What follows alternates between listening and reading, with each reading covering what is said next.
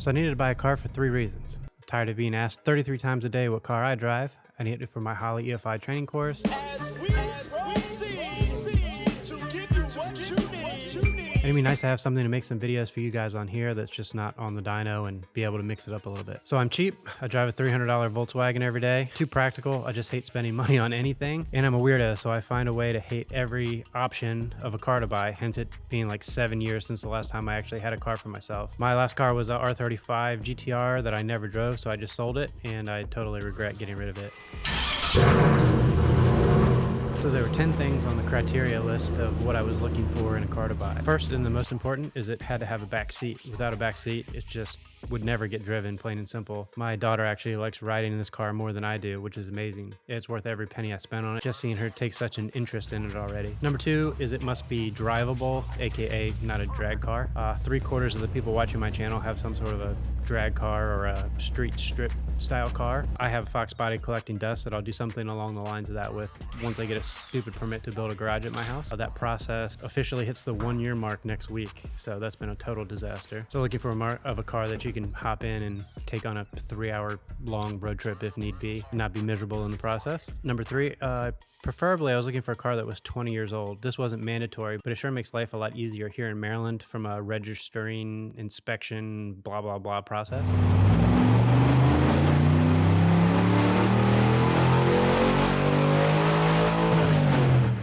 Number 4, something that's reasonably priced to repair and easy to get parts for. Pretty self-explanatory. If I break it, I don't want it to cost $50,000 to fix it or take 6 months to find parts. And let's be honest here, this kind of unintentionally means an LS engine.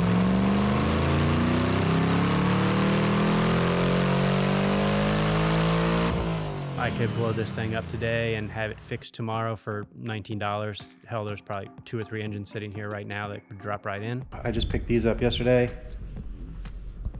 They're just factory 911 turbo wheels. Number 5, maybe a little bit weird, but I preferred something that was drive-by-wire with a manual transmission. I actually prefer cable-driven throttle bodies, but between the awesome steady-state control of my mainline dyno, along with the drive-by-wire throttle body, it will make training and my course so much easier to watch and follow for several different reasons. I also didn't want a torque converter car. Manual transmissions are way more fun when you're not drag racing. Moment of truth.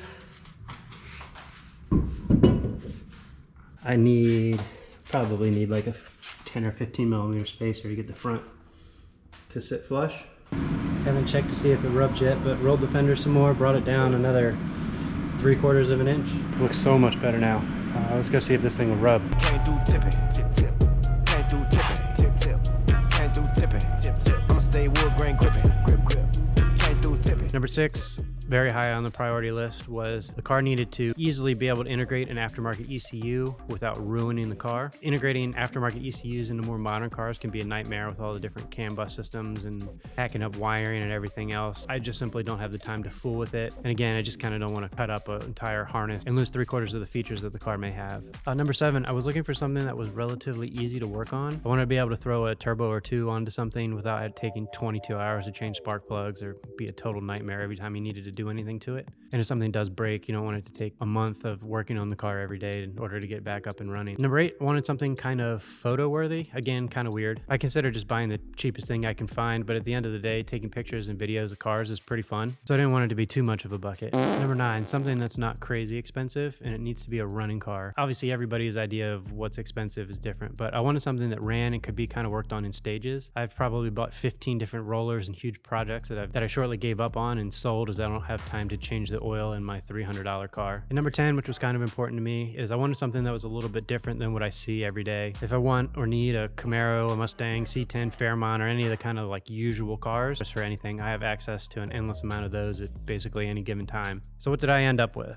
A Porsche 996, arguably the worst or most hated Porsche 911 ever made. And since it's hated, that also makes it cheap, and cheap is good. So when I was like 19, maybe 20, somewhere around there, I had a Toyota MR2 Turbo. So if you're familiar with those, that's a mid-engine car. And to this day, I still think that was one of the most fun cars I ever had. Ever since that car, I've always liked the mid-engine, rear-engine, kind of essentially the engine being back there as opposed to up there. And that played a big role in kind of wanting to go this direction with this car. And then when I was, well before I had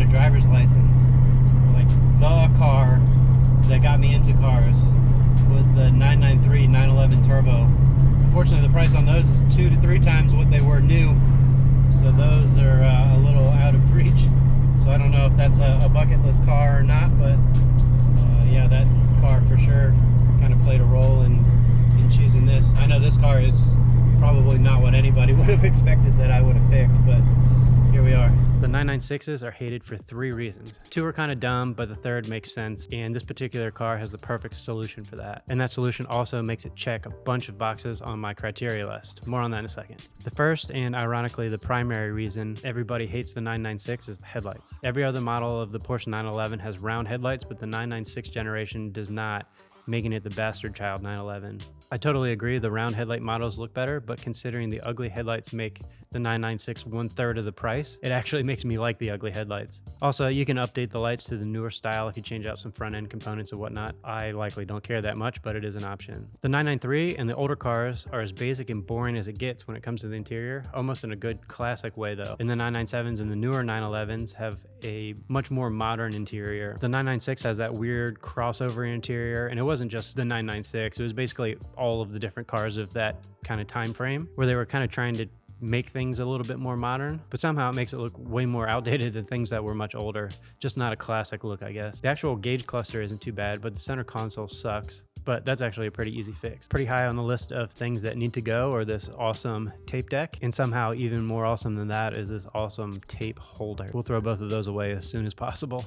The third reason is these cars suffered from IMS bearing failures, which basically trashes the whole motor, and it's really expensive to fix. Throwing the factory motor into the trash and putting an LS engine in it actually drops the weight and adds power. It now makes it cost pennies on the dollar to fix anything engine related in the future. Like I said before, this car now checks just about every box on my list. So just between like the low end torque that this engine makes, the gearing, and the biggest thing is the difference in the way that it feels when the engine is pushing you instead of pulling you. This thing, you know, I'm going with 45 miles an hour right now, and it's in 6th gear, and if you accelerate, it's probably hard to pick up on a camera. I think the best way kind of to describe it, it's a really unique feeling. It's almost like you take what you expect it to feel like, and then it feels like it's got a 50 or 100 shot of nitrous. It just, everything is there, and it pushes you back. It's, you know, it doesn't make a ton of power, and once you get up into the higher RPM, it feels a little bit more like you would expect it to, but I think this thing weighs, if I remember right, like 2,800 pounds, and it's a blast to drive just the way that it currently sits. So I'm sure that means it'll be even more fun with a couple of turbos.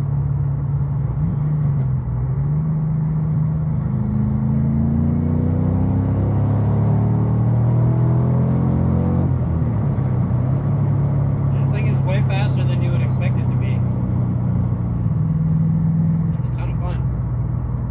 I've actually looked at these things and considered buying a handful of different rollers over the years. This car stood out as it was actually a running car before the swap took place, and not some car that had an engine failure and then it sat in a cornfield for 13 years before being sold to somebody to hack a swap into it. The swap was also performed by a local performance shop, Chavis Performance Engineering. Hopefully I'm saying that right. The car has heat, AC, GT3 power steering conversion, and everything works, gauge cluster and all. They manufacture a bunch of their own billet swap components, which are a lot nicer than some of the other options out there that I've seen. And other than the engine, the car is all stock other than a set of coilovers. It has an LS2 engine in it, and I was actually really happy it had a stock cam in it. Probably sounds weird, but I want some giant cam that shakes the whole car around at idle and makes my daughter seasick and makes it drive bad down low. The stock cam does everything that I need it to do. Threw